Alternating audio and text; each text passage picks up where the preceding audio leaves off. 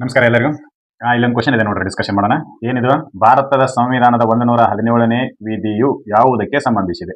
Article 117 of the Indian constitution with relates to or associates with ಅಂತೇಳಿ ಕೇಳಿದಾರೆ. ಏನದಕ್ಕೆ answer ಅಂತ ಕೇಳಿದ್ರೆ ಕೆಳಗಿಂದ ನೋಡೋಣ.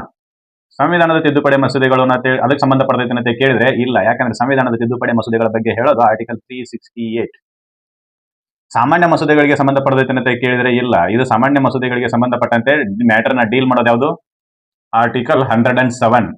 ಇನ್ನು ಹಣದ ಮಸೂದೆಗೆ ಸಂಬಂಧಪಟ್ಟೈತೆ ಏನ್ರಿ ಅಂತ ಕೇಳಿದ್ರೆ ಇಲ್ಲ. ಯಾವುದು ಹಣದ ಮಸೂದೆಯ ಬಗ್ಗೆ ಹೇಳೋದು ಯಾವುದು? Article 109 and 110. ಇನ್ನು ಉಳಿದಿರೋದು ಯಾವುದು? ಹಣಕಾಸು ಮಸೂದೆ. ಹೌದಾ? ಆನ್ಸರ್ ಯಾವುದು? ಹಣಕಾಸು ಮಸೂದೆ. ಆರ್ಟಿಕಲ್ 117 ಹಣಕಾಸು ಮಸೂದೆಯ ಬಗ್ಗೆ ಡೀಲ್ ಮಾಡ್ತೈತಿ. ಯಾವುದು ಹಣಕಾಸು ಮಸೂದೆ, ಯಾವುದು ಹಣಕಾಸು ಮಸೂದೆ ಅಲ್ಲ, ಅದನ್ನ ಹೆಂಗೆ ಮಂಡನೆ ಮಾಡ್ತಾರೆ, ಹೆಂಗೆ ಪಾಸ್ ಮಾಡ್ತಾರೆ ಅನ್ನೋದ್ರ ಬಗ್ಗೆ ಆರ್ಟಿಕಲ್ 117 ಸ್ಪಷ್ಟವಾಗಿ ನಮಗೆ ತಿಳಿಸ್ಕೊಡ್ತೈತಿ. ಇವತ್ತಿನ ಚರ್ಚಾ ವಿಷಯವೇ ಆರ್ಟಿಕಲ್ 117. ಇಲ್ಲಿವರೆಗೂ budget, money bill, appropriation bill, vote on account ಎಲ್ಲಾನು ನೋಡಿದ್ವಿ. ಇನ್ನ ಆರ್ಟಿಕಲ್ 117 ಹಣಕಾಸು ಮಸೂದೆಯ ಬಗ್ಗೆ ಹೇಳ್ತೈತಿ. ಏನ್ ಹೇಳ್ತೈತಿ ಅನ್ನೋದನ್ನ ಚರ್ಚೆ ಮಾಡೋಣ. ಈ ವಿಡಿಯೋನ ಪೂರ್ತಿ ನೋಡಿದ್ರೆ ನಿಮ್ಗೆ ಗೊತ್ತಾಗುತ್ತೆ. ಇದು ಪ್ರತಿ ಸಲ ಎಕ್ಸಾಮ್ಗೆ ಬರೋದೇನಾಯ್ತು ಸರ್, ಎಲ್ಲಾನು ಎಕ್ಸಾಮ್ಗೆ ಬಂದ್ರೆ ಬರೀ 500 ಕ್ವಶನ್ ಬರೀ ಇವ ಹಾಕವ್ರಿ ಸರ್. ನೀವೇನ್ ಹೇಳ್ತೀರಿ? ಪ್ರತಿಯೊಂದು ಎಲ್ಲ ಇಂಪಾರ್ಟೆಂಟ್ ಎಲ್ಲಾನು ಎಕ್ಸಾಮ್ಗೆ ಬರ್ತಾವ ಅಂತ ಹೇಳ್ತಿರಲ್ಲ, ಅದು ಹೆಂಗ್ ನಂಬೋದ್ರಿ ಅಂತ ಕೇಳ್ಬೇಡ್ರಿ. One or another way. ಒಂದಿಲ್ಲ ಒಂದು ಮಾರ್ಗದಿಂದ ಇದು ಅಪಿಯರ್ ಆಗೋದೇನೆ. ಇದ್ರೊಳಗೆ ಎರಡು ವಿಧದ ಆರ್ಟಿಕಲ್ 117 ಸಬ್ ಕ್ಲಾಸ್ 1 ಹಣಕಾಸು ಮಸೂದೆ 1. ಇದು ಹಣಕಾಸು ಮಸೂದೆ 1ರ ಬಗ್ಗೆ ಹೇಳ್ತೈತಿ. ಆರ್ಟಿಕಲ್ 117 ಉಪಬಂಧ 3 ಹಣಕಾಸು ಮಸೂದೆ 2ರ ಬಗ್ಗೆ ಹೇಳ್ತೈತಿ. ಎರಡು ರೀತಿ ಹಣಕಾಸು ಮಸೂದೆಗಳಿದಾವೆ. ಆರ್ಟಿಕಲ್ 117 ಸಬ್ ಕ್ಲಾಸ್ 1ರ ಅಡಿಯಲ್ಲಿ ಒಂದು, ಆರ್ಟಿಕಲ್ 117 ಉಪಬಂಧ 3ರ ಅಡಿಯಲ್ಲಿ ಒಂದು. ಎರಡು ರೀತಿ ಬರ್ತವೆ. ಅವುಗಳನ್ನ ಏನ್ ಹೇಳ್ತವೆ, ಯಾವ ರೀತಿ ಅವು ಡೀಲ್ ಮಾಡ್ತವೆ ಅನ್ನೋದ್ರ ಬಗ್ಗೆ ಚರ್ಚೆ ಮಾಡೋಣ. ಈ ಹಣದ ಮಸೂದೆಗೂ ಮತ್ತು ಹಣಕಾಸು ಮಸೂದೆಗೂ ಒಂದು ರೀತಿ ಅನ್ಯೋನ್ಯ ಸಂಬಂಧ ಐತಿ. There is an close connection between the article 110 and article 117. ಏನ್ ಹೇಳ್ತೈತಿ ಅನ್ನೋದನ್ನ ನೋಡೋಣ. ಈ ಒಂದು ಮಸೂದೆ ಇದೆ. ಫಾರ್ ಎಕ್ಸಾಂಪಲ್, ಈ ಲೋಕಸಭೆದವರು ಯಾವುದೋ ಒಂದು ಮಸೂದೆಯನ್ನ ತಗೊಂಡ್ಬರ್ತಾರೆ. ಆ ಮಸೂದೆಯ ಹೆಸರು ಎ ಅಂತೇಳಿ ಕರೆಯೋಣ. The bill name is A ಅಂತಕ್ಕಂಥ ಒಂದು ಬಿಲ್ ಅನ್ನ ಲೋಕಸಭೆದವರು ತಗೊಂಡ್ಬರಕತ್ತಾರೆ. ಈ ಬಿಲ್ನೊಳಗೆ ಆರ್ಟಿಕಲ್ 110 ಉಪಬಂಧ 1 ಎನಿಂದ ಎಫ್ನವರೆಗೂ ಕೆಲವೊಂದಿಷ್ಟು ಪ್ರಾವಿಷನ್ ಗಳನ್ನ ನಾವು ಡಿಸ್ಕಷನ್ ಮಾಡಿದ್ವಿ. ಏನು ಹಣದ ಮಸೂದೆ ಅಂದ್ರೆ ಅದು imposition of the tax, reduction of the tax, alteration of the tax ಗಳ ಬಗ್ಗೆ ಹೇಳ್ತಿರ್ಬೇಕು, ಸಂಚಿತ ನಿಧಿಯ ಬಗ್ಗೆ ಹೇಳ್ತಿರ್ಬೇಕು, ಗವರ್ಮೆಂಟ್ ಸಾಲಗಳ ಬಗ್ಗೆ ಹೇಳ್ತಿರ್ಬೇಕು, ಆಮೇಲೆ ಪೇಮೆಂಟ್ ಗಳ ಬಗ್ಗೆ ಹೇಳ್ತಿರ್ಬೇಕು. ಇದನ್ನೆಲ್ಲವನ್ನು ನಾವು ನೋಡಿದ್ವಿ. ಅವೆಲ್ಲಗಳನ್ನ ನಾವು ಚರ್ಚೆ ಮಾಡಿವಿ.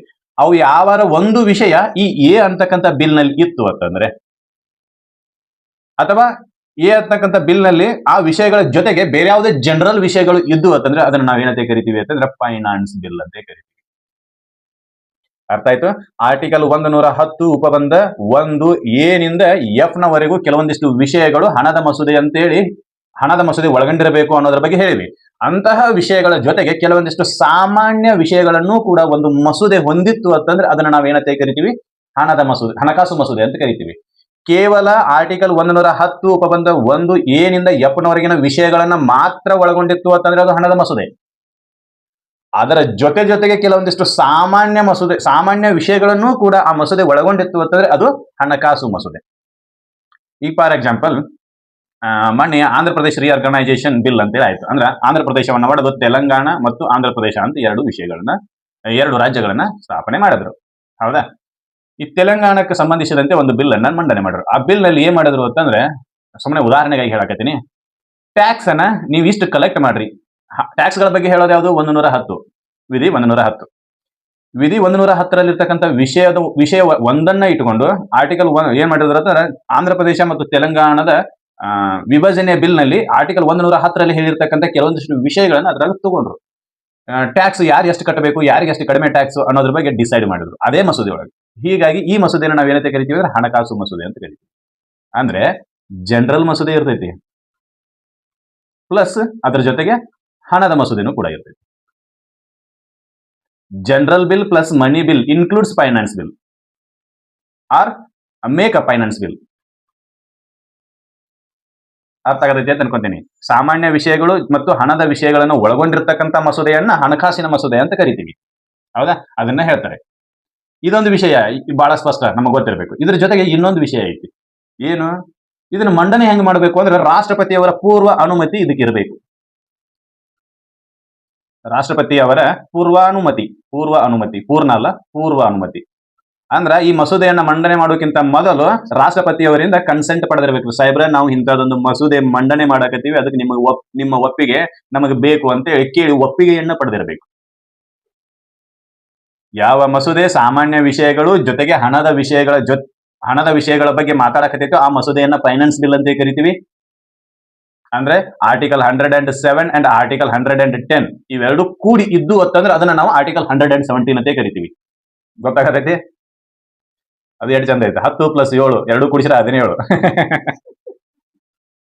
ಏನ ಆರ್ಟಿಕಲ್ 110 ಪ್ಲಸ್ ಆರ್ಟಿಕಲ್ 107 ಇವೆರಡನ್ನ ಕೂಡಿಸಿದ್ವಿ ಅಂತಂದ್ರೆ ಆರ್ಟಿಕಲ್ 117 ನೆನಪಲ್ಲಿ ಇರಬೇಕು. 10 + 7 17. ಏನು ಸಾಮಾನ್ಯ ಮಸೂದೆ ಮತ್ತು ಹಣದ ಮಸೂದೆ ಈ ಎರಡು ಆ ಕ್ಯಾರೆಕ್ಟರ್ ಗಳನ್ನ ಒಳಗೊಂಡಿತ್ತು ಅಂತಂದ್ರೆ ಅದನ್ನ ಹಣಕಾಸು ಮಸೂದೆ ಅಂತ ಕರಿತೀವಿ. ಅದನ್ನ ರಾಷ್ಟ್ರಪತಿಯವರ ಪೂರ್ವ ಅನುಮತಿಯೊಂದಿಗೆ ಮಂಡನೆ ಮಾಡಬೇಕು. ಮತ್ತೆ ಅದನ್ನ ಎಲ್ಲಿ ಮಂಡನೆ ಮಾಡಬಾರದು ಅಂತಂದ್ರೆ ರಾಜ್ಯಸಭೆಯಲ್ಲಿ ಮಂಡನೆ ಮಾಡಬಾರದು. Cannot placed before Rajya Sabha. ಲೋಕಸಭೆಯಿಂದ ಪಾಸ್ ಆದ ನಂತರ ರಾಜ್ಯಸಭೆಗೆ ಹೋಗಲಾರದು, ಆದ್ರೆ ರಾಜ್ಯಸಭೆಯಲ್ಲೇ ಮೊದಲಿಗೆ ಮಂಡನೆ ಮಾಡಬಹುದು. ಅಂದ್ರೆ ಮಂಡನೆ ಮಾಡುವಂತಿಲ್ಲ. ಅಂದ್ರೆ ಇದ್ರ ಕ್ಯಾರೆಕ್ಟರ್ ಎರಡು ರೀತಿ ಅದಾವೆ. ಈಗ ಆರ್ಟಿಕಲ್ 107 ಏನ್ ಹೇಳ್ತೈತಿ ಅಂತಂದ್ರೆ ಸಂಸತ್ತಿನ ಯಾವುದೇ ಸದನದಲ್ಲಿ ಮಂಡನೆ ಮಾಡಬಹುದು ಅಂತ ಹೇಳ್ತೈತಿ. ಆದ್ರೆ ಆರ್ಟಿಕಲ್ 117 ಏನ್ ಹೇಳ್ತೈತಿ, ಯಾವುದೇ ಸದನದಲ್ಲೆಲ್ಲ. ಆರ್ಟಿಕಲ್ 117 ಉಪಬಂಧ 1 ಏನ್ ಹೇಳ್ತೈತಿ ಅಂತಂದ್ರೆ ಕೇವಲ ಲೋಕಸಭೆಯಲ್ಲಿ ಮಂಡನೆ ಮಾಡಬಹುದು. ಅಂದ್ರೆ ರಾಜ್ಯಸಭೆಯಲ್ಲಿ ಮಂಡನೆ ಮಾಡಕ್ ಬರೋದಿಲ್ಲ ಅಂತಂದ್ರೆ ಎಲ್ಲಿ ಮಂಡನೆ ಮಾಡಬೇಕು, ಕೇವಲ ಲೋಕಸಭೆಯಲ್ಲಿ. ಅಂದ್ರೆ ಬರೀತಾರೆ ಆರ್ಟಿಕಲ್ 110ನೇ ವಿಧಿಯ ಖಂಡ 1 ಉಪವಿಭಾಗ ಎ ಎಪ್ಪನವರೆಗಿನ ವಿಷಯಗಳಿಗೆ ಮಸೂದೆ ಅಥವಾ ತಿದ್ದುಪಡಿ ನಿಬಂಧನೆಗಳನ್ನು ರಾಷ್ಟ್ರಪತಿಯ ಶಿಫಾರಸಿನ ಮೇರೆಗೆ ಹೊರತುಪಡಿಸಿ ಮಂಡಿಸಬಾರದು ಮತ್ತು ಅಂತಹ ನಿಬಂಧನೆಯನ್ನು ಮಾಡುವ ಮಸೂದೆಯನ್ನು ರಾಜ್ಯ ಪರಿಷತ್ತಿನಲ್ಲಿ ಮಂಡನೆ ಮಾಡಬಾರದು. ಅಂದ್ರೆ ಯಾವ ವಿಧಿ ಆರ್ಟಿಕಲ್ 110 ಉಪಬಂಧ 1 ಎ ಎಫ್ನೊಳಗಿನ ವಿಷಯಗಳ ಜೊತೆಗೆ ಸಾಮಾನ್ಯ ವಿಷಯಗಳನ್ನು ಒಳಗೊಂಡಿರುತ್ತೋ ಆ ಮಸೂದೆಯನ್ನ ರಾಷ್ಟ್ರಪತಿಯವರ ಪೂರ್ವ ಅನುಮತಿ ಮೇರೆಗೆ ಮಂಡಿಸಬೇಕು, ಶಿಫಾರಸಿನ ಮೇರೆಗೆ ಮಂಡಿಸಬೇಕು. ಶಿಫಾರಸಿ ಇಲ್ಲ ಅಂತಂದ್ರೆ ಅದನ್ನ ಮಂಡನೆ ಮಾಡುವಂಗಿಲ್ಲ. ಜೊತೆಗೆ ಅದನ್ನ ಎಲ್ಲಿ ಮಂಡನೆ ಮಾಡಂಗಿಲ್ಲ ಅಂತಂದ್ರೆ ರಾಜ್ಯಸಭೆಯಲ್ಲಿ ಮಂಡನೆ ಮಾಡಂಗಿಲ್ಲ. ಇದು ಆರ್ಟಿಕಲ್ 117 ಉಪಬಂಧ 1 ಫೈನಾನ್ಸ್ ಬಿಲ್ 1 ಅಂತ ಕರಿತೀವಿ. ಇದನ್ನ ಫೈನಾನ್ಸ್ ಬಿಲ್ 1 ಹಣಕಾಸು ಮಸೂದೆ 1 ಅಂತ ಕರಿತೀವಿ. ಇಲ್ಲೊಂದು ಪ್ರೊವೈಡೆಡ್ ಐತಿ, ಷರತ್ತು ಏನಪ್ಪಾ ಅಂತಂದ್ರೆ ಯಾವುದೇ ತೆರಿಗೆಯನ್ನ ಕಡಿಮೆ ಮಾಡಲು ಅಥವಾ ರದ್ದುಗೊಳಿಸಲು ತಿದ್ದುಪಡಿ ಮಾಡುವ ನಿಬಂಧನೆಯನ್ನು ಮಂಡಿಸಲು ಖಂಡದ ಅಡಿಯಲ್ಲಿ ಯಾವುದೇ ಶಿಫಾರಸು ಅಗತ್ಯ ಇಲ್ಲ. ಏನ್ ಹೇಳ್ತಾರೆ ಇಲ್ಲಿ, ಆರ್ಟಿಕಲ್ 110ರಲ್ಲಿ ಒಳಗೊಂಡಿರ್ತಕ್ಕಂಥ ವಿಷಯಗಳು ಜೊತೆಗೆ ಸಾಮಾನ್ಯ ವಿಷಯಗಳನ್ನು ಹೊಂದಿರತಕ್ಕಂಥ ಮಸೂದೆಯನ್ನು ಹಣಕಾಸು ಮಸೂದೆ ಅಂತ ಹೇಳಿ ಡಿಕ್ಲೇರ್ ಮಾಡಿದ್ರು. ಆ ಹಣಕಾಸು ಮಸೂದೆಯನ್ನ ರಾಷ್ಟ್ರಪತಿಯವರ ಪೂರ್ವ ಅನುಮತಿಯ ಮೇರೆಗೆ ಮಂಡಿಸಬೇಕು ಅಂತ ಹೇಳಿದ್ರು. ಎಲ್ಲಿ ಮಂಡನೆ ಮಾಡಬೇಕು ಅಂತ ಹೇಳಿದ್ರು, ಕೇವಲ ಲೋಕಸಭೆಯಲ್ಲಿ ಮಂಡನೆ ಮಾಡ್ಬೇಕಂತ ಹೇಳಿದ್ರು. ಅದಕ್ಕೆ ಒಂದು ಕಂಡೀಷನ್ ಅನ್ನ ಮಾಡೋದು. ಈ ಹಣಕಾಸು ಮಸೂದೆ ಯಾವುದಾದ್ರೂ ಒಂದು ತೆರಿಗೆಯನ್ನ ಕಡಿಮೆ ಮಾಡ್ತಿತ್ತು ಅಂತಂದ್ರೆ it reduce the tax and abolition the tax, ತೆರಿಗೆಯನ್ನ ರದ್ದು ಮಾಡ್ತಿತ್ತು ಅಂತಂದ್ರೆ ಅಂತಹ ಮಸೂದೆ ಅಥವಾ ತಿದ್ದುಪಡಿಗೆ ರಾಷ್ಟ್ರಪತಿಯವರ ಪೂರ್ವ ಅನುಮತಿ ಅಥವಾ ಶಿಫಾರಸು ಅಗತ್ಯ ಇಲ್ಲ. ಅಂದ್ರ ಒಂದ್ ಕಡೆ ರಾಷ್ಟ್ರಪತಿಯವರ ಶಿಫಾರಸು ಅಗತ್ಯ, ಇನ್ನೊಂದ್ ಕಡೆ ರಾಷ್ಟ್ರಪತಿಯವರ ಶಿಫಾರಸು ಅಗತ್ಯ ಇಲ್ಲ. ಷರತ್ತಿನೊಳಗೆ ಬರೀತಾರೆ. ಎಲ್ಲಿ ಅನ್ವಯ ಆಗುದಿಲ್ಲ ರಾಷ್ಟ್ರಪತಿಯವರ ಶಿಫಾರಸು ಅಂತಂದ್ರೆ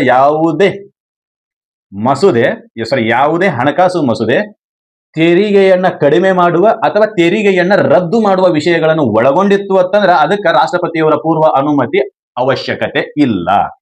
ಇದು ಫಸ್ಟಿಗೆ ಗೊತ್ತಿರಬೇಕು. ಇದು ಆರ್ಟಿಕಲ್ 110 ಉಪಬಂಧ 1 ಆರ್ಟಿಕಲ್ 117 ಉಪಬಂಧ 1. ಇದು ಫೈನಾನ್ಸ್ ಬಿಲ್ 1 ಅಂತ ಕರಿತೀವಿ. ಇದನ್ನ ಹಣಕಾಸು ಮಸೂದೆ 1 ಅಂತ ಕರಿತೀವಿ, ಫೈನಾನ್ಸ್ ಬಿಲ್ 1 ಅಂತ. ಹೌದಾ? ಇದು ಗೊತ್ತಿರಬೇಕು. ಎರಡು ರೀತಿ ಹಣಕಾಸು ಮಸೂದೆ ಅದಾವು ಅಂತ ಹೇಳಿದ್ವಿ, ಅದ್ರಾಗ ಒಂದನ್ನ ಹೇಳಿದ್ವಿ. ಈಗ ಇನ್ನ ಆರ್ಟಿಕಲ್ 117 ಉಪಬಂಧ 2 ಏನ್ ಹೇಳ್ತೈತಿ ನೋಡೋಣ. ಆರ್ಟಿಕಲ್ 117 ಉಪಬಂಧ 1 ಏನ್ ಹೇಳ್ತಿತ್ತು ಅಂದ್ರೆ ಯಾವುದು ಫೈನಾನ್ಸ್ ಬಿಲ್ ಅಂತ ಹೇಳ್ತಿತ್ತು. ಫೈನಾನ್ಸ್ ಬಿಲ್ ಯಾವುದು ಅಂತ ಹೇಳ್ತಿತ್ತು. ಈಗ ಯಾವುದು ಆರ್ಟಿಕಲ್ ಫೈನಾನ್ಸ್ ಬಿಲ್ ಅಲ್ಲ ಅಂತ ಹೇಳೋದು ಯಾವಪ್ಪ ಅಂತಂದ್ರೆ ಆರ್ಟಿಕಲ್ 117 ಉಪಬಂಧ 2. ಅಲ್ಲಿನೂ ಅದನ್ನೇ ಡಿಸ್ಕಷನ್ ಮಾಡಿದ್ವಿ. ಆರ್ಟಿಕಲ್ 110 ಉಪಬಂಧ 1ರಲ್ಲಿ ಏನೋ ಯಾವುದು ಹಣದ ಮಸೂದೆ ಅಂತೇಳಿ ಹಣದ ಮಸೂದೆಯನ್ನು ಒಳಗೊಳ್ತೈತಿ ಅನ್ನೋದ್ರ ಬಗ್ಗೆ ಡಿಸ್ಕಷನ್ ಮಾಡಿತ್ತು. ಆರ್ಟಿಕಲ್ 110 ಉಪಬಂಧ 2 ಏನ್ ಹೇಳ್ತಿತ್ತು, ಯಾವುದು ಹಣದ ಮಸೂದೆ ಅಲ್ಲ ಅಂತ ಹೇಳ್ತಿತ್ತು. ಇಲ್ಲಿನೂ ಹಂಗೆ ಆರ್ಟಿಕಲ್ 117 ಏನ್ ಹೇಳಕತೈತಿ ಅಂತಂದ್ರೆ ಆರ್ಟಿಕಲ್ 117 ಉಪಬಂಧ 1 ಏನ್ ಹೇಳಕತೈತಿ ಅಂದ್ರೆ which is money bill, which is finance bill ಅಂತ ಹೇಳಕತೈತಿ. ಯಾವುದು ಹಣಕಾಸು ಮಸೂದೆ ಅಂತ ಹೇಳಕತೈತಿ.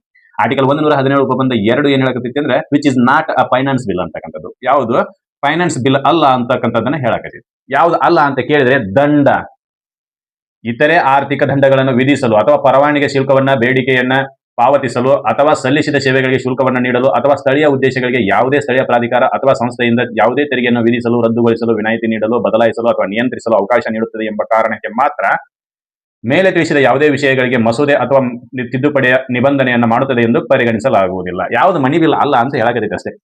ಅಲ್ಲಿನೂ ಕೂಡ ಏನ್ ಹೇಳ್ತು, ದಂಡ ವಿಧಿಸಿದ್ರೆ, ಪೆನಾಲ್ಟಿ ಹಾಕಿದ್ರೆ, ಫೈನ್ ಹಾಕಿದ್ರೆ ಅಥವಾ ಫೈನಾನ್ಷಿಯಲ್ ಪೆನಾಲ್ಟಿಯನ್ನು ಹಾಕಿದ್ರೆ ಅಥವಾ ಲೈಸೆನ್ಸ್ ಫೀಸ್ ಅನ್ನ ಪಡ್ಕೊಂಡ್ರೆ ಅಥವಾ ಯಾವುದೋ ಒಂದು ಸೇವೆಗಳಿಗಾಗಿ ನೀವು ಶುಲ್ಕವನ್ನ ಪಡೆದುಕೊಂಡರೆ ಅದು ಹಣದ ಮಸೂದೆ ಆಗುವುದಿಲ್ಲ. ಜೊತೆಗೆ ಲೋಕಲ್ ಪ್ರಾಧಿಕಾರಗಳು ಅಂದ್ರೆ ಗ್ರಾಮ ಪಂಚಾಯತಿ, ಜಿಲ್ಲಾ ಪಂಚಾಯತಿ, ತಾಲೂಕು ಪಂಚಾಯತಿ, ಪಟ್ಟಣ ಪಂಚಾಯತಿ, ಮುನ್ಸಿಪಲ್ ಕಾರ್ಪೊರೇಷನ್ಗಳು ಇವೆಲ್ಲವೂ ಕೂಡ ಇವು ಎಲ್ಲವುಗಳಿಗೆ ಟ್ಯಾಕ್ಸ್ ಕಲೆಕ್ಟ್ ಮಾಡುವ ಯಾವ್ದಾದ್ರು ಒಂದು ಮಸೂದೆಯನ್ನ ತಗೊಂಡ್ಬಂದಿದ್ರಿ ಅಂತಂದ್ರೆ ಆ ಮಸೂದೆ ಕೂಡ ಹಣದ ಮಸೂದೆ ಆಗುವುದಿಲ್ಲ ಅಂತ ಹೇಳ್ತಾರೆ.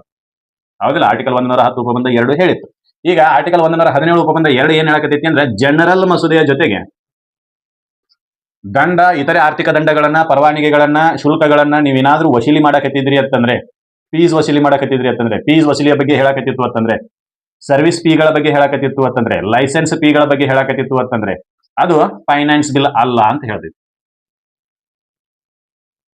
ಅರ್ಥ ಆಯ್ತು? ಫೈನಾನ್ಸ್ ಬಿಲ್ ಅಂದ್ರೆ ಏನು? ಜನರಲ್ ಮಸೂದೆ, ಸಾಮಾನ್ಯ ಮಸೂದೆ ಪ್ಲಸ್ ಹಣದ ಮಸೂದೆಯ ಹಣದ ಮಸೂದೆ ಆರ್ಟಿಕಲ್ 110ರಲ್ಲಿ ಹೇಳಿರ್ತಕ್ಕಂಥ ಹಣದ ಮಸೂದೆಯ ಆರ್ಟಿಕಲ್ 110 ಉಪಬಂಧ 1A ನಿಂದ F ನವರೆಗೂ ಏನು ವಿಷಯಗಳದಾವ ಆ ವಿಷಯಗಳನ್ನು ಒಳಗೊಂಡಿರಬೇಕು. ಈ fees, penalties, financial penalties, licence fees ಇವೆಲ್ಲವುಗಳು ಹಣದ ಮಸೂದೆಯ ಭಾಗ ಅಲ್ಲ. ಹೀಗಾಗಿ ಇವು ಹಣಕಾಸು ಮಸೂದೆಯ ಭಾಗಗಳು ಆಗಲು ಸಾಧ್ಯವಿಲ್ಲ. That is an important thing. ಯಾವುದು ಹಣದ ಮಸೂದೆಯ ಭಾಗ ಅಲ್ಲೋ ಅದು ಹಣಕಾಸು ಮಸೂದೆಯ ಭಾಗವೂ ಕೂಡ ಆಗಿರುವುದಿಲ್ಲ. ಅದು ನೆನಪಲ್ಲಿ ಇಡಬೇಕು. ಇದು ಆರ್ಟಿಕಲ್ 117 ಉಪಬಂಧ 2 ಹೇಳ್ತೈತಿ, which is not a money finance bill ಅಂತ. ಯಾವುದು ಫೈನ್ಗಳನ್ನ ಒಳಗೊಂಡಿದ್ರೆ, ಫೈನಾನ್ಷಿಯಲ್ ಫೀಸ್ಗಳನ್ನ ಅಥವಾ ಫೈನಾನ್ಷಿಯಲ್ ಪೆನಾಲ್ಟಿಗಳನ್ನ ಒಳಗೊಂಡಿದ್ರೆ, ಲೈಸೆನ್ಸ್ ಫೀಸ್ಗಳನ್ನ ಒಳಗೊಂಡಿದ್ರೆ, ಯಾವ್ದಾದ್ರೂ ಸರ್ವಿಸ್ ಫೀಸ್ಗಳನ್ನ ಒಳಗೊಂಡಿದ್ರೆ ಅಥವಾ ಲೋಕಲ್ ಅಥಾರಿಟಿಗಳಿಗೆ ತೆರಿಗೆಗಳನ್ನು ವಿಧಿಸುವ, ರದ್ದು ಮಾಡುವ, ಹೆಚ್ಚು ಮಾಡುವ, ಕಡಿಮೆ ಮಾಡುವ, ನಿಯಂತ್ರಿಸುವ ಈ ಎಲ್ಲಾ ಅವಕಾಶಗಳನ್ನ ಆ ಮಸೂದೆ ಕೊಡ್ತಿತ್ತು ಅಂತಂದ್ರೆ ಅದು ಕೂಡ ಫೈನಾನ್ಸ್ ಬಿಲ್ ಅನಿಸ್ಕೊಳ್ಳೋದಿಲ್ಲ ಅಂತ ಹೇಳಿ ಆರ್ಟಿಕಲ್ 117 ಉಪಬಂಧ 2 ಹೇಳ್ತೈತಿ. ಇನ್ನ ಫೈನಾನ್ಸ್ ಬಿಲ್ 2 ಏನ್ ಹೇಳ್ತೈತಿ ನೋಡೋಣ. ಅದು ಫೈನಾನ್ಸ್ ಬಿಲ್ 2 ದ ಬಗ್ಗೆ ಮಾತಾಡೋದು ಯಾವ್ದಪ್ಪ ಅಂತಂದ್ರೆ ಆರ್ಟಿಕಲ್ 117 ಉಪಬಂಧ 3. ಅದು ಹಣಕಾಸು ಮಸೂದೆ 2ರ ಬಗ್ಗೆ ಹೇಳ್ತೈತಿ. ಅದೇನ್ ಹೇಳ್ತೈತಿ ಅನ್ನೋದನ್ನ ನೋಡೋಣ. ಆರ್ಟಿಕಲ್ 117 ಉಪಬಂಧ 3 ಯಾವ್ದ್ರ ಬಗ್ಗೆ ಮಾತಾಡ್ತೈತಿ ಅಂದ್ರೆ ಫೈನಾನ್ಸ್ ಬಿಲ್ 2 ಬಗ್ಗೆ ಮಾತಾಡ್ತೈತಿ. ಫೈನಾನ್ಸ್ ಬಿಲ್ 2 ಇದ್ರ ಬಗ್ಗೆ ಮಾತಾಡ್ತೈತಿ. ಇದೇನ್ ಹೇಳ್ತೈತಿ ಅಂತ ನೋಡೋಣ. ಭಾರತದ ಸಂಚಿತ ನಿಧಿಯಿಂದ, ಇದು ಸಂಚಿತ ನಿಧಿಯಿಂದ ಏನ್ ಹೇಳಕದಿಲ್ಲ ಅದಷ್ಟ ಇದು ಇಂಪಾರ್ಟೆಂಟ್. ಇಲ್ಲಿ ಆರ್ಟಿಕಲ್ 117 ಉಪಬಂಧ 3ಕ್ಕೆ ಭಾರತ ಸಂಚಿತ ನಿಧಿಯಿಂದ ಖರ್ಚು ಮಾಡಬೇಕಾದ ಮಸೂದೆಯನ್ನ ಜಾರಿಗೆ ತಂದು ರಾಷ್ಟ್ರಪತಿಗಳು ಮಸೂದೆಯನ್ನು ಪರಿಗಣಿಸಲು ಆ ಸದನಕ್ಕೆ ಶಿಫಾರಸು ಮಾಡದ ಹೊರತು ಸಂಸತ್ತಿನ ಎರಡೂ ಸದನಗಳು ಅದನ್ನು ಅಂಗೀಕರಿಸುವಂತಿಲ್ಲ. ಇಲ್ಲೊಂದು ಮಸೂದೆಯನ್ನ ತಗೊಂಡ್ಬರಕತ್ತಾರೆ. ಅಂತಕ್ಕಂಥ ಮಸೂದೆಯನ್ನ ತಗೊಂಡ್ಬರತ್ತಾರೆ. ಆ ಮಸೂದೆ ಸಂಚಿತ ನಿಧಿಯಿಂದ ಹಣವನ್ನ ಖರ್ಚು ಮಾಡೋದ್ರ ಬಗ್ಗೆ ಹೇಳಕತ್ತೈತಿ. Expenditure from the consolidated fund of India. ಹೌದಾ? ಅದ್ರ ಬಗ್ಗೆ ಹೇಳಕತ್ತೈತಿ. ಆ ಮಸೂದೆಯನ್ನ ನೀವು ಇಂಟ್ರೊಡ್ಯೂಸ್ ಮಾಡಿದ ನಂತರ ಅದನ್ನ ಪಾಸ್ ಮಾಡಬೇಕು ಇಲ್ಲೋ, ಪಾಸ್ ಮಾಡಬೇಕೋ ಬ್ಯಾಡೋ ಅಂತೇಳಿ ಶಿಫಾರಸು ಮಾಡಬೇಕಾದವ್ರು ಯಾರಪ್ಪ ಅಂತಂದ್ರೆ ರಾಷ್ಟ್ರಪತಿಗಳು. ಡಿಫರೆನ್ಸ್ ನೋಡ್ರಿ.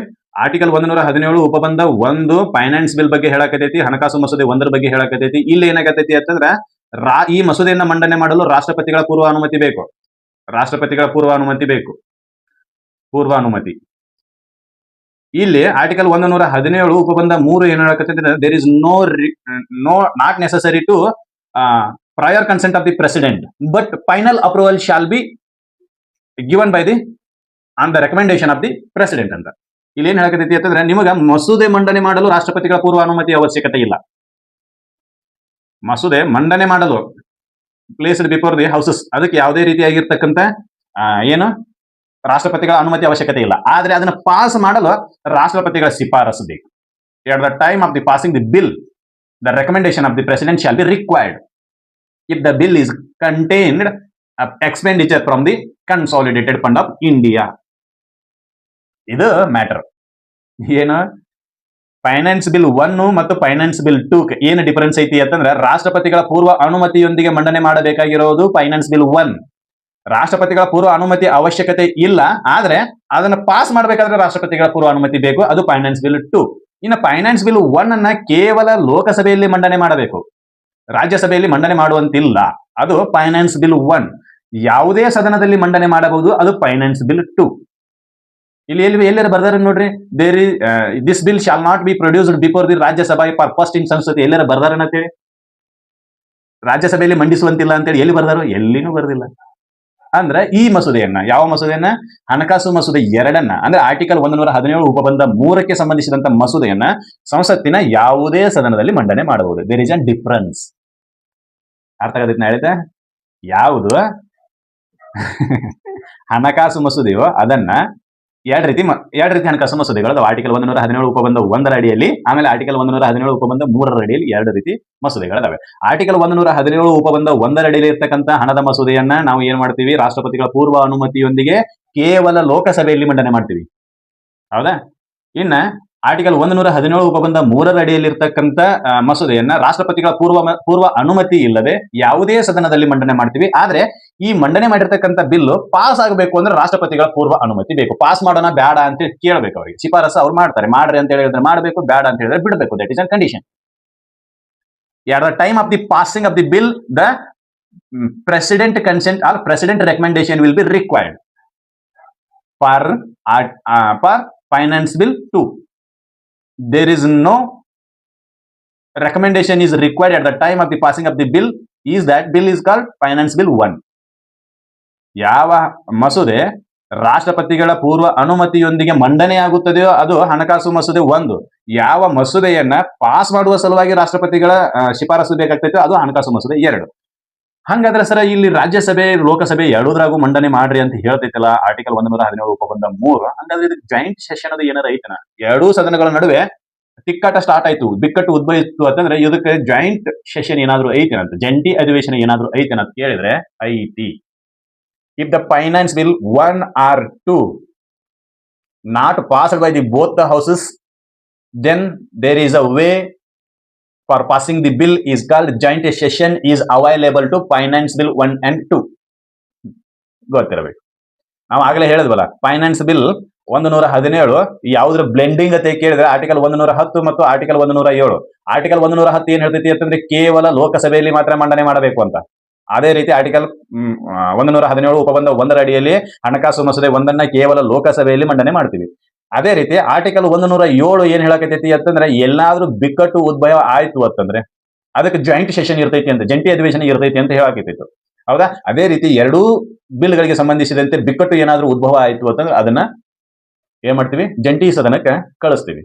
ಜೊತೆಗೆ ಆರ್ಟಿಕಲ್ 110ರ ಅಡಿಯಲ್ಲಿ ಹೇಳಿರ್ತಕ್ಕಂಥ ಹಣದ ಮಸೂದೆಗೆ ಕೇವಲ ರಾಜ್ಯಸಭೆಗೆ 14 ದಿನಗಳ ಕಾಲಾವಕಾಶ ಮಾತ್ರ ಇರ್ತೈತಿ. 14 ದಿನಗಳ ಒಳಗಾಗಿ ಏನಾದ್ರೂ ಬಿಲ್ ಅನ್ನ ಲೋಕಸಭೆಗೆ ವಾಪಸ್ ಕಳಿಸಲಿಲ್ಲ ಅಂತಂದ್ರೆ ಆ ಬಿಲ್ ಲೋಕಸಭೆ ಕಳಿಸಿರ್ತಕ್ಕಂಥ ರೂಪದಲ್ಲಿ ಪಾಸ್ ಆಗೈತಿ ಅಂತ ಹೇಳಿ ತಿಳ್ಕೊತೀವಿ ಅಂತ ಹೇಳಿ ಹೇಳ್ತಿತ್ತು. ಆದ್ರೆ ಇಲ್ಲಿ ಹಂಗಿಲ್ಲ, ತಿಳ್ಕೊಳ್ಳೋದಿಲ್ಲ, ಏನೂ ಇಲ್ಲ. 6 ತಿಂಗಳವರೆಗೂ ಟೈಮ್ ಐತಿ ಇಲ್ಲಿ. If the bill is not passed by the Rajya Sabha within a frame of 6 months, then there is a deadlock between Rajya Sabha and Lok Sabha. That deadlock shall be dissolved through or solved through Article 108. That is joint session. ಜಂಟಿ ಅಧಿವೇಶನದ ಮೂಲಕ ಬಿಕ್ಕಟ್ಟು ಉದ್ಭವಿಸಿತ್ತು ಅಂತಂದ್ರೆ ಅದನ್ನ ನಾವು solve ಮಾಡ್ತೀವಿ. ಯಾವುದಕ್ಕೆ ಸಂಬಂಧಿಸಿದಂತೆ? ಹಣಕಾಸು ಮಸೂದೆಗೆ ಸಂಬಂಧಿಸಿದಂತೆ. ಹಣದ ಮಸೂದೆಗೆ ಸಂಬಂಧಿಸಿದಂತೆ there is no joint session at all. ಅದು ಗೊತ್ತಿರಬೇಕು. ಹೌದಾ? ಇದು ವಿಷಯಗಳ ಮಾಹಿತಿ. ಜೊತೆಗೆ ಡಿಫರೆನ್ಸ್ ಇದು ಹಣಕಾಸು ಮಸೂದೆ 1 ಮತ್ತು ಹಣಕಾಸು ಮಸೂದೆ 2, ಜೊತೆಗೆ ಹಣದ ಮಸೂದೆಗಳು. ಹಣದ ಮಸೂದೆಯನ್ನು ರಾಷ್ಟ್ರಪತಿಯವರ ಅನುಮತಿಯೊಂದಿಗೆ ಮಂಡನೆ ಮಾಡ್ತೀವಿ. ಹಣಕಾಸು ಮಸೂದೆ 1ಅನ್ನ ರಾಷ್ಟ್ರಪತಿಯವರ ಅನುಮತಿಯೊಂದಿಗೆ ಮಂಡನೆ ಮಾಡ್ತೀವಿ. ಹಣದ ಮಸೂದೆಗೆ ಜಾಯಿಂಟ್ ಸೆಷನ್ ಇಲ್ಲ, ಹಣಕಾಸು ಮಸೂದೆಗೆ ಜಾಯಿಂಟ್ ಸೆಷನ್ ಇದೆ. ಹಣದ ಮಸೂದೆಗೆ ಕೇವಲ 14 ದಿನಗಳವರೆಗೂ ತಡೆಯುವ ಅವಕಾಶ ರಾಜ್ಯಸಭೆಗಿದೆ. ಆದ್ರೆ ಆರ್ಟಿಕಲ್ 117 ಅಡಿಯಲ್ಲಿ ಇರ್ತಕ್ಕಂಥ ಹಣಕಾಸು ಮಸೂದೆಯನ್ನ 6 ತಿಂಗಳವರೆಗೂ ತಡೆಯುವ ಅಧಿಕಾರ ಐತಿ. 6 ತಿಂಗಳ ನಂತರ ಜಂಟಿ ಅಧಿವೇಶನವನ್ನು ಸೇರಬೇಕು. That is an difference. ಇದು ನಮಗೆ ಗೊತ್ತಿರಬೇಕು. ಹಣದ ಮಸೂದೆ ಕೇವಲ ಆರ್ಟಿಕಲ್ 110 ಉಪಬಂಧ 1 ಏನಿಂದ ಎಫ್ನವರೆಗಿನ ವಿಷಯಗಳನ್ನು ಒಳಗೊಂಡಿರ್ತೈತಿ. ಹಣಕಾಸು ಮಸೂದೆ ಆರ್ಟಿಕಲ್ 110 ಉಪಬಂಧ 1 ಏನಿಂದ ಎಫ್ನ ಜೊತೆಗೆ ಸಾಮಾನ್ಯ ವಿಷಯಗಳನ್ನು ಒಳಗೊಂಡಿರ್ತೈತಿ. That is an difference. ಇದು ನಮಗೆ ಗೊತ್ತಿರಬೇಕು. ಇದಿಷ್ಟು ಡಿಫರೆನ್ಸ್. ಹಣದ ಮಸೂದೆಯನ್ನ ಲೋಕಸಭೆಯಲ್ಲಿಯೇ ಮಂಡನೆ ಮಾಡಬೇಕು. There is no other way. ಹಣಕಾಸು ಮಸೂದೆ 1ಅನ್ನು ಕೂಡ ಲೋಕಸಭೆಯಲ್ಲಿ ಮಂಡನೆ ಮಾಡಬೇಕು. ಹಣಕಾಸು ಮಸೂದೆ 2ಅನ್ನ ಯಾವುದೇ ಸದನದಲ್ಲಿ ಮಂಡನೆ ಮಾಡಬಹುದು. ಹಣದ ಮಸೂದೆ 1ಅನ್ನ ಲೋಕಸಭೆಯಲ್ಲಿ ಮಂಡನೆ ಮಾಡಬೇಕು. ಆದ್ರೆ ಹಣಕಾಸು ಮಸೂದೆ 1ಅನ್ನ ಲೋಕಸಭೆಯಲ್ಲಿ ಮಾತ್ರ ಮಂಡನೆ ಮಾಡಬೇಕು. ಹಣದ ಮಸೂದೆಯನ್ನು ಕೂಡ ಲೋಕಸಭೆಯಲ್ಲಿನೇ ಮಂಡನೆ ಮಾಡಬೇಕು. ಆದ್ರೆ ಹಣಕಾಸು ಮಸೂದೆ 2ಅನ್ನ ಯಾವುದೇ ಸದನದಲ್ಲಿ ಮಂಡನೆ ಮಾಡಬಹುದು. ಹಣಕಾಸು ಮಸೂದೆ 1 ಹಣದ ಮಸೂದೆಯಲ್ಲಿ ಹೇಳಿರ್ತಕ್ಕಂಥ ಹಣದ ವ್ಯವಹಾರಕ್ಕೆ ಸಂಬಂಧಿಸಿದಂತೆ ವಿಷಯಗಳನ್ನ ಒಳಗೊಂಡಿರ್ತೈತಿ. ಹಣಕಾಸು ಮಸೂದೆ 2 ಏನ್ ಒಳಗೊಂಡಿರ್ತೈತಿ ಅಂದ್ರೆ ಕೇವಲ ಸಂಚಿತ ನಿಧಿಯಿಂದ ಮಾಡಬೇಕಾಗಿರ್ತಕ್ಕಂಥ ಖರ್ಚುಗಳನ್ನ ಒಳಗೊಂಡಿರ್ತೈತಿ. ಇದು ಗೊತ್ತಿರಬೇಕು. That is an difference. ಬಹಳ ಸ್ಲೈಟ್ ಆಗಿ 1 ಬಿಟ್ಟು 2 ಸಲ ಈ ವಿಡಿಯೋನ ನೋಡಿದ್ರಿ ಅಂತ ನಿಮ್ಗೆ ಗೊತ್ತಾಗೈತಿ ಏನ್ ಹಣದ ಮಸೂದೆ, ಏನ್ ಹಣಕಾಸು ಮಸೂದೆ ಅಂತ. ಈ ಹಣದ ಮಸೂದೆ ಅಂತ ಹೇಳಿ ಹೇಳಿ ಸರ್ ನಮ್ಗೆ ಹೆಣ ಕೆಡಾಕತ್ತೀರಿ ಅಂತ ಹೇಳಿ ಬೈಬಾಡ್ರಿ. ಇರೋದೇ ಹಂಗೆ ಅದು. ಅದ್ರ ಜೊತೆಗೆ ಇದನ್ನ ರೈಟಿಂಗ್ನಾಗ ಬರ್ಯಾಕ ಏನಾದ್ರು ಕೇಳಿದ್ರು ಅಂತಂದ್ರೆ ಇವನ್ KS ಮತ್ತು IAS ನಲ್ಲಿ ಈ ರೈಟಿಂಗ್ನಾಗ ಬರ್ತದೆ, you shall write answer for this ಅಂತ ಹೇಳಿ ಬರೆದಾಗ ಇಲ್ಲಿ ಕೆಲವೊಂದಿಷ್ಟು ಸಲ ಕನ್ಫ್ಯೂಷನ್ ಆಗ್ತೈತೆ. ಅದಕ್ಕೆ ಎಷ್ಟು ಕ್ಲಿಯರ್ ಆಗಿ ಮಾಡಿ ಹೇಳಕತ್ತಿದ್ರು. ಇದು ಗೊತ್ತಿರಬೇಕು. ಇನ್ನ ಕೆಲವೊಂದಿಷ್ಟು ಕ್ವಶನ್ಗಳಿದಾವೆ, ಅವ್ರನ್ನ ಡಿಸ್ಕಷನ್ ಮಾಡಿದಿವಿ ಅಂತಂದ್ರೆ ನಮಗೆಲ್ಲ ಪೂರ್ಣ ಅರ್ಥ ಆಗ್ತೈತಿ ಏನಂತ ಹೇಳಿ. ನೋಡೋಣ ಏನೇನಿವೆ ಯಾವ ಕ್ವಶನ್ಗಳನ್ನ ಈಗ ಡಿಸ್ಕಷನ್ ಮಾಡೋಣ. ಆರ್ಟಿಕಲ್ 117 ಉಪಬಂಧ 1ರ ವಿಧಿ ಅಡಿಯಲ್ಲಿ ಬರುವ ಹಣಕಾಸು ಮಸೂದೆಯನ್ನು ಮೊದಲು ಎಲ್ಲಿ ಮಂಡಿಸಬೇಕು, here first shall be placed ಅಂತ ಹೇಳಿ ಕೇಳಕತ್ತಾರೆ. ಹಣಕಾಸು ಮಸೂದೆ 1ಅನ್ನ ಮೊದಲು ಎಲ್ಲಿ ಮಂಡನೆ ಮಾಡಬೇಕು, ಯಾವುದೇ ಸದನದಲ್ಲಾದರೂ ಅಂತ ಕೇಳಿದ್ರೆ ಅಲ್ಲ, ಯಾವುದೇ ಸದನದಲ್ಲಿ ಮಂಡಿಸುವ ಮಸೂದೆ ಆರ್ಟಿಕಲ್ 117 ಉಪಬಂಧ 3ರ ಅಡಿಯಲ್ಲಿ ಬರ್ತೈತಿ. ಹೌದಾ? ಜಂಟಿ ಅಧಿವೇಶನದಲ್ಲಿ ಮಾತ್ರ ಅಂತ ಕೇಳಿದ್ರೆ ಇಲ್ಲ, ಬಿಕ್ಕಟ್ಟು ಉದ್ಭವಿಸಿದಾಗ ಮಾತ್ರ ಜಂಟಿ ಅಧಿವೇಶನ ಕರೀತಾರೆ. ಮಸೂದೆಯನ್ನ ಮಂಡನೆ ಮಾಡಿ ಬಿಕ್ಕಟ್ಟು ಉದ್ಭವಿಸಿದರೆ ಮಾತ್ರ. ಮೊದಲ ಎಲ್ಲಾರನು ಇಬ್ಬರು ಎರಡೂ ಸದನದವ್ರನ್ನು ಕೂಡಿ ಕುಣಿಸಿ ನಾ ಬಿಲ್ ಮಂಡನೆ ಮಾಡೋದಿನ ಅಂತ ಹೇಳಂಗಿಲ್ಲ. ಏನ್ ಮಾಡ್ತಾರೋ ಅಂತಂದ್ರೆ ಬಿಲ್ ಮಂಡನೆ ಮಾಡಿದ ನಂತರ ಅದಕ್ಕೆ ಏನಾದ್ರೂ ತಕರಾರುಗಳು ಇದ್ದು ಅಂತಂದ್ರೆ ಅದನ್ನ ಸರಿಪಡಿಸಕ್ ಜಂಟಿ ಅಧಿವೇಶನವನ್ನ ಕರೀತಾರೆ. ಹೊರತಾಗಿ ಜಂಟಿ ಅಧಿವೇಶನದಿಂದನೇ ಆ ಬಿಲ್ ಅನ್ನ ಮಂಡನೆ ಮಾಡೋದು ಅದು ಯಾವುದೇ ರೀತಿಯಾಗಿರ್ತಕ್ಕಂಥ ಪ್ರಾವಿಷನ್ಗಳು ಸಂವಿಧಾನದಲ್ಲಿ ಇಲ್ಲ. ರಾಜ್ಯಸಭೆಯಲ್ಲಿ ಮಾತ್ರ ಮಂಡಿಸಬೇಕನ್ನತ್ತೆ ಕೇಳಿದ್ರೆ ಇಲ್ಲ, ಆಟ ಪವರ್ ಅಂತೂ ರಾಜ್ಯಸಭೆ ಕೊಟ್ಟೇ ಇಲ್ಲ. ರಾಜ್ಯಸಭೆಯಲ್ಲಿ ಮಂಡಿಸುವಂತಿಲ್ಲ ಅಂತ ಬರೀತಾರೆ. ಅಂದ್ರೆ ಎಲ್ಲಿ ಮಂಡನೆ ಮಾಡಬೇಕು, ಕೇವಲ ಲೋಕಸಭೆಯಲ್ಲಿ ಮಾತ್ರ. Answer B is right. ಇದು ನಮಗೆ ಗೊತ್ತಿರಬೇಕು.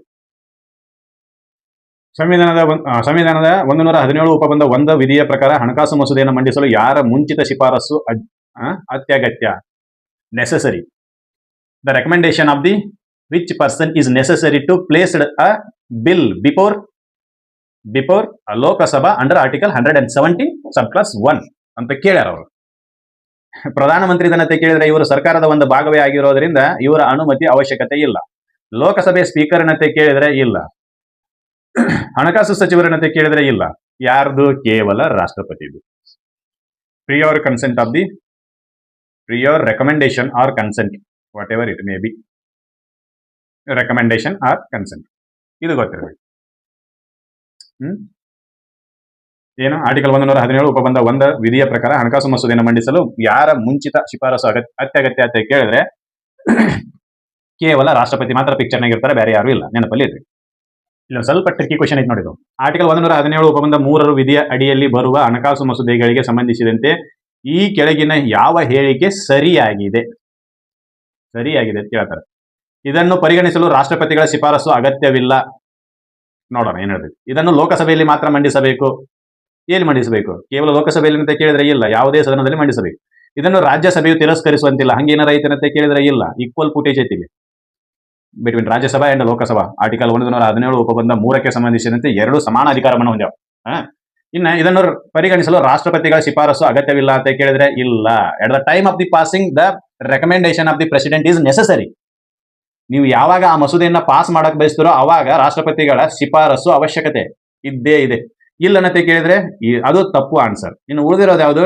ಸಿ, ರಾಷ್ಟ್ರಪತಿಗಳ ಶಿಫಾರಸು ಮಾಡದ ಹೊರತು ಸಂಸತ್ತಿನ ಯಾವುದೇ ಸದನವು ಇದನ್ನು ಪಾಸ್ ಮಾಡುವಂತಿಲ್ಲ. ಆರ್ಟಿಕಲ್ 117 ಉಪಬಂಧ 3 ನೀವು ಸಂಚಿತ ನಿಧಿಯಿಂದ ಹಣ ಖರ್ಚು ಮಾಡುವ ಮಸೂದೆಯನ್ನ ಅಥವಾ ಆ ಮಸೂದೆಗೆ ತಿದ್ದುಪಡಿಯನ್ನು ತೊಗೊಂಬರಕತ್ತಿದ್ರಿ ಅಂತಂದ್ರೆ ತಗೊಂಬರ್ರಿ, ಮಂಡಿಸ್ರಿ, ಯಾವುದೇ ಸದನದಲ್ಲಿ ಮಂಡನೆ ಮಾಡ್ರಿ. ಆದ್ರೆ ಅದನ್ನ ಪಾಸ್ ಮಾಡುವ ಸಮಯದಲ್ಲಿ ರಾಷ್ಟ್ರಪತಿಯವರ ಶಿಫಾರಸು ಬೇಕೇ ಬೇಕು. It requires a presidential recommendation when the time is passing the bill.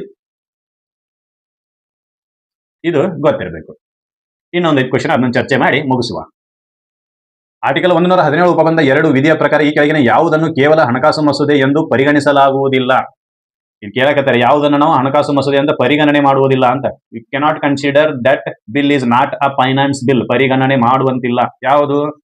ದಂಡ ಅಥವಾ ಆರ್ಥಿಕ ಪೆನಾಲ್ಟಿಗಳನ್ನು ವಿಧಿಸುವಿಕೆಯನ್ನು ಹೊಂದಿತ್ತು ಅಂತಂದ್ರೆ ಫೈನ್ ಆರ್ ಫೈನಾನ್ಷಿಯಲ್ ಪೆನಾಲ್ಟಿಗಳ ಬಗ್ಗೆ ಅದು ಮಾತಾಡಕತ್ತಿತ್ತು ಅಂತಂದ್ರೆ, ಪರವಾನಗಿ ಶುಲ್ಕಗಳ ಬಗ್ಗೆ ಬೇಡಿಕೆಯನ್ನು ಇಟ್ಟಿತ್ತು ಅಂತಂದ್ರೆ, ದ ಲೈಸೆನ್ಸ್ ಫೀಸ್ಗಳ ಬಗ್ಗೆ ಮಾತಾಡಕತ್ತಿತ್ತು ಅಂತಂದ್ರೆ, ಸ್ಥಳೀಯ ಸಂಸ್ಥೆಗಳು ಸ್ಥಳೀಯ ಉದ್ದೇಶಕ್ಕಾಗಿ ವಿಧಿಸುವ ತೆರಿಗೆ, ಲೋಕಲ್ ಬಾಡಿಗಳು ಲೋಕಲ್ ಪರ್ಪಸ್ಗಾಗಿ ಏನಾದರೂ ತೆರಿಗೆಯನ್ನು ವಿಧಿಸುವ ಮಸೂದೆಯನ್ನು ತೊಗೊಂಬರಕತ್ತಿತ್ತು ಅಂದ್ರೆ ಅಂತಹ ಮಸೂದೆಯನ್ನು ನಾವು ಹಣಕಾಸು ಮಸೂದೆ ಎಂದು ಪರಿಗಣನೆ ಮಾಡೋದಿಲ್ಲ ಅಂತ ಹೇಳಕತ್ತೈತಿ. ಡಿ ಏನ್ ಹೇಳ್ತೈತಿ ಅಂತಂದ್ರೆ ಮೇಲಿನ ಎಲ್ಲವೂ ಅಂತ ಹೇಳಕತ್ತೈತಿ. ಯಾವ್ದು ಆನ್ಸರ್ ಸರಿ ಅಂತ ಕೇಳಿದ್ರೆ ಮೇಲಿನ ಎಲ್ಲವೂ. ಯಾವುದೇ ಮಸೂದೆಯು ಸಾಮಾನ್ಯ ಮಸೂದೆಯ ಜೊತೆಗೆ ದಂಡ ಅಥವಾ ಆರ್ಥಿಕ ಪೆನಾಲ್ಟಿಗಳ ಬಗ್ಗೆ ಮಾತಾಡಕತ್ತಿತ್ತು ಅಂತಂದ್ರೆ, ಲೈಸೆನ್ಸ್ ಫೀಗಳ ಬಗ್ಗೆ ಮಾತಾಡಕತ್ತಿತ್ತು ಅಂತಂದ್ರೆ, ಸ್ಥಳೀಯ ಸಂಸ್ಥೆಗಳು ಸ್ಥಳೀಯ ಉದ್ದೇಶಕ್ಕಾಗಿ ತೆರಿಗೆಯನ್ನು ಸಂಗ್ರಹಿಸಿ ತೆರಿಗೆಯನ್ನು ಖರ್ಚು ಮಾಡಕ್ ಬಳಸಕತ್ತಿತ್ತು ಅಂತಂದ್ರೆ ಅಂತಹ ಯಾವುದೇ ಮಸೂದೆಯನ್ನು ಹಣಕಾಸು ಮಸೂದೆ ಅಂತ ಕರೆಯಲಾಗುವುದಿಲ್ಲ. ಹಣಕಾಸು ಮಸೂದೆ ಎಂದು ಕರೆಯಲಾಗುವುದಿಲ್ಲ ಅಂತ ಹೇಳಿ ಹೇಳಕತ್ತಿತ್ತು. ಯಾವುದು? ಆರ್ಟಿಕಲ್ 117 ಉಪಬಂಧ 2. ಇದಿಷ್ಟು ಮಾಹಿತಿ ನಿಮಗೆ ಗೊತ್ತಿರಬೇಕು. What is the difference between money bill and finance bill ಅಂತ ಕೇಳಿದ್ರೆ ಹೇಳಕ್ ಬರ್ತಿರ್ಬೇಕು. What is the difference between finance bill 1 and finance bill 2 ಅಂತ ಕೇಳಿದ್ರೆ ಹೇಳಕ್ ಬರ್ತಿರ್ಬೇಕು. What is finance bill 1 includes ಅಂತ ಕೇಳಿದ್ರೆ ಹೇಳಕ್ ಬರ್ತಿರ್ಬೇಕು. What finance bill 1 not includes ಅಂತ ಕೇಳಿದ್ರೆ ಅದನ್ನು ಹೇಳಕ್ ಬರ್ತಿರ್ಬೇಕು. ವಾಟ್ ಫೈನಾನ್ಸ್ ಬಿಲ್ 2 ಇನ್ಕ್ಲೂಡ್ಸ್ ಅಂತ ಕೇಳಿದ್ರೆ ಅದು ಹೇಳಕ್ ಬರ್ತಿರ್ಬೇಕು. ಯಾವುದು ಹಣಕಾಸು ಮಸೂದೆ 1 ಅಂದ್ರೆ ಕೇಳಿದ್ರೆ ಹೇಳಕ್ ಬರ್ತಿರ್ಬೇಕು. ಯಾವುದು ಹಣಕಾಸು ಮಸೂದೆ 1 ಅಲ್ಲ ಅಂತ ಕೇಳಿದ್ರೆ ಹೇಳಕ್ ಬರ್ತಿರ್ಬೇಕು. ಹಣದ ಮಸೂದೆ ಮತ್ತು ಹಣಕಾಸು ಮಸೂದೆಯ ನಡುವಿನ ವ್ಯತ್ಯಾಸಗಳು ಅಂತ ಕೇಳಿದ್ರೆ ಹೇಳಕ್ ಬರ್ತಿರ್ಬೇಕು. ಈಗ ಸದ್ಯಕ್ಕೆ ಕ್ವಶನ್ ಕೇಳೋದು ಅದೇ ಟ್ರೆಂಡ್ನಾಗನೇ ಐತಿ. 2-3 ಆರ್ಟಿಕಲ್ ಗಳನ್ನ ಸೇರಿಸಿ 2-3 ವಿಧಿಗಳನ್ನ ಸೇರಿಸಿ ಒಂದು ಕ್ವಶನ್ ಅನ್ನ ಕೇಳಕತ್ತಾರೆ. ನೆನಪಲ್ಲಿ ಇರ್ಬೇಕು. ಅಂದ್ರೆ 2-3 way of the toughness is increase ಅಂತ. ಕಠಿಣತೆ ಪ್ರತಿ ವರ್ಷದಿಂದ ವರ್ಷಕ್ಕೆ ಅದು ಜಾಸ್ತಿ ಆಗತೈತಿ. ಅದ್ರ ಬಗ್ಗೆ ಗಮನ ಇಟ್ಟು ಅದನ್ನ ಮನಸ್ಸಿನೊಳಗಿಟ್ಟು ಅಭ್ಯಾಸ ಮಾಡಬೇಕಾಗ್ತೈತಿ. ಹೌದಾ? ಇದು ಗೊತ್ತಿರಬೇಕು. ಇದಿಷ್ಟು ಮಾಹಿತಿ ಆರ್ಟಿಕಲ್ 117 ಬಗ್ಗೆ. ಯಾವುದು? ಹಣಕಾಸು ಮಸೂದೆಯ ಬಗ್ಗೆ. ಈ ಮಾಹಿತಿ ನಿಮಗೆಲ್ಲರಿಗೂ ಇಷ್ಟ ಆಗೈತಿ ಅಂತ ನಾನು ಅನ್ಕೊಂತೀನಿ. ಇಷ್ಟ ಆಗಿತ್ತು ಅಂದ್ರೆ ಈ ಮಾಹಿತಿನ ಎಲ್ಲರಿಗೂ ಶೇರ್ ಮಾಡ್ರಿ, ನಮ್ಮ ಚಾನಲ್ ಅನ್ನ ಸಬ್ಸ್ಕ್ರೈಬ್ ಮಾಡ್ರಿ, ಲೈಕ್ಸ್ ಕಮೆಂಟ್ ಮಾಡ್ರಿ ಅಂತ ಹೇಳ್ತಾ ಮುಂದಿನ ವಿಡಿಯೋದಲ್ಲಿ ಆರ್ಟಿಕಲ್ 118 ಬಗ್ಗೆ ಚರ್ಚೆ ಮಾಡೋಣ. ಅದೇನ್ ಹೇಳ್ತೈತಿ ಅದ್ರ ಬಗ್ಗೆ ಡೀಟೇಲ್ ಆಗಿ ಮುಂದಿನ ವಿಡಿಯೋದಲ್ಲಿ ನೋಡೋಣ. ಈ ವಿಡಿಯೋದಲ್ಲಿ ಆರ್ಟಿಕಲ್ 117 ಬಗ್ಗೆ ಮಾಹಿತಿ ಸಂಪೂರ್ಣವಾಗಿ ನಿಮಗೆ ಕೊಟ್ಟದ. ಈ ಮಾಹಿತಿಯನ್ನು ಎಲ್ಲರಿಗೂ ಶೇರ್ ಮಾಡ್ರಿ. ಅಂದ್ರೆ ಈ ಸದ್ಯಕ್ಕೆ ಯಾವ ಪರ್ವ ಸ್ಟಾರ್ಟ್ ಆಗೈತಿ ಅಂತಂದ್ರೆ ಉದ್ಯೋಗಗಳ ಪರ್ವ ಸ್ಟಾರ್ಟ್ ಆಗೈತಿ. ಈ ವರ್ಷದ ಎಂಡ್ ಒಳಗಾಗಿ ಅವ್ರು ಏನ್ ಮಾಡಬೇಕು ಅಂತಂದ್ರೆ 56,000 ಸಮಥಿಂಗ್ ಪೋಸ್ಟ್ ಗಳನ್ನ ಅವ್ರು ತುಂಬ್ಕೋಬೇಕು ಗೌರ್ಮೆಂಟ್ ಅದವರು. ನಾನು ನೌಕರಿ ಸಲುವಾಗಿ ಅಷ್ಟೇ ಓದ್ತೀನಿ ಅನ್ನೋರು ಸ್ವಲ್ಪ ತಪ್ಪು ಮೈಂಡ್ ಸೆಟ್ ಅವ್ರದ್ದು, ಅದನ್ನ ಬದಲಾಯಿಸ್ಕೊರಿ. ನಾನು ಓದಿದ ವಿಷಯ ನೌಕರಿಗೆ ಬರಲಿಲ್ಲ ಅಂತಂದ್ರೆ ಅದು ವ್ಯರ್ಥ ಅಂತೇಳಿ ಅನ್ಕೊಂಡಿದ್ರಿ ಅಂತಂದ್ರೆ ಅದು ನಿಮ್ಮ ತಪ್ಪು, ಭ್ರಮೆ. ಈ ಎಲ್ಲ ವಿಷಯಗಳು ನಿಮ್ಮ ದಿನನಿತ್ಯದ ಜೀವನಕ್ಕೆ ಬೇಕೇ ಬೇಕು. ಯಾರಾದ್ರೂ ಒಬ್ರು ಏನು ಬಜೆಟ್ ಅನ್ನ ತಂದು ನಮ್ಮ ಕೈ ಕೊಟ್ಟಾಗ ಇದ್ರಾಗ ನಮಗೆ ಉಪಯೋಗ ಆಗುವಂತದ್ದು ಯಾವ್ದೈತಿ ನೋಡ್ಲಿ ಅಂತ ಕೇಳಿದ್ರೆ ಅವ್ರಿಗೆ ಹೇಳಾಕ ಬರ್ತಿರ್ಬೇಕು. That is and power of the education. ನಾವು ಕೇವಲ ನೌಕರಿಯನ್ನ ಪಡ್ಕೊಳ್ಳೋದು ನಮ್ಮ ಎಜುಕೇಶನ್ ಅದ ಶಕ್ತಿ ಅಥವಾ ಎಜುಕೇಶನ್ ಅದ ಉದ್ದೇಶ ಅಲ್ಲ. You can serve a society and you can live a society. ನಿಮ್ಮನ್ನ ಸಮಾಜದೊಳಗೆ ಬದುಕಾಕ ಬಿಡಬೇಕು ಮತ್ತು ನೀವು ಸಮಾಜಕ್ಕಾಗಿ ಬದುಕುವಂತೆ ಮಾಡಬೇಕು. ಅದು ಎಜುಕೇಶನ್. ಸರಿ, ಏನೋ ಬಹಳ ದೊಡ್ಡ ಹೇಳಕತ್ತೀರಿ ಮಾತುಗಳು ಬೈಬೇಡ್ರಿ, ಇರ್ಲಿ. ಇದಿಷ್ಟು ಗೊತ್ತಿರಬೇಕು. ಸರಿ, ಮುಂದಿನ ವಿಡಿಯೋದಲ್ಲಿ ಆರ್ಟಿಕಲ್ 118 ಬಗ್ಗೆ ಡಿಸ್ಕಷನ್ ಮಾಡೋಣ. ಭಾರಿ ಚಂದ ಐತೆ, ನೋಡೋಣ ಏನೈತಿ ಅಂತ ಹೇಳಿ. ಅಲ್ಲಿವರೆಗೂ ಚೆನ್ನಾಗಿ ಓದ್ರಿ, ಚೆನ್ನಾಗಿ ತಿನ್ರಿ ಮೊದಲ, ಆಮೇಲೆ ಓದೋಣ. ವಿವೇಕಾನಂದರು ಹೇಳ್ತಾರಲ್ಲ, sound body has a sound mind ಅಂತ. ಶಕ್ತಿಶಾಲಿ ದೇಹದಲ್ಲಿ ಶಕ್ತಿಶಾಲಿ ಮನಸ್ಸು ಇರ್ತೈತಿ ಅಂತ. ಹಂಗೆ ತಿಂದು ಎಕ್ಸರ್ಸೈಸ್ ಮಾಡಿ ಗಟ್ಟಿ ಆಗಬೇಕು. ಎಕ್ಸಾಮ್ ಟೈಮ್ನೊಳಗೆ ಹುಷಾರು ತಪ್ಪಿ ಅಂತಂದ್ರೆ ನೀವೆಲ್ಲ ಇಷ್ಟು ದಿನ ಮಾಡಿದ್ದು ಎಲ್ಲ ವ್ಯರ್ಥ. ಅದಕ್ಕೆ ಚೆನ್ನಾಗಿ ತಿನ್ರಿ, ಚೆನ್ನಾಗಿ ಓದ್ರಿ, ಚೆನ್ನಾಗಿ ತಿರುಗಾಡ್ರಿ. ಆಯ್ತು, ಆರ್ಟಿಕಲ್ 118 ಬಗ್ಗೆ ಮುಂದಿನ ವಿಡಿಯೋದಲ್ಲಿ ಚರ್ಚೆ ಮಾಡೋಣ. ಅಲ್ಲಿವರೆಗೂ ಧನ್ಯವಾದಗಳು. ಜೈ ಹಿಂದ್.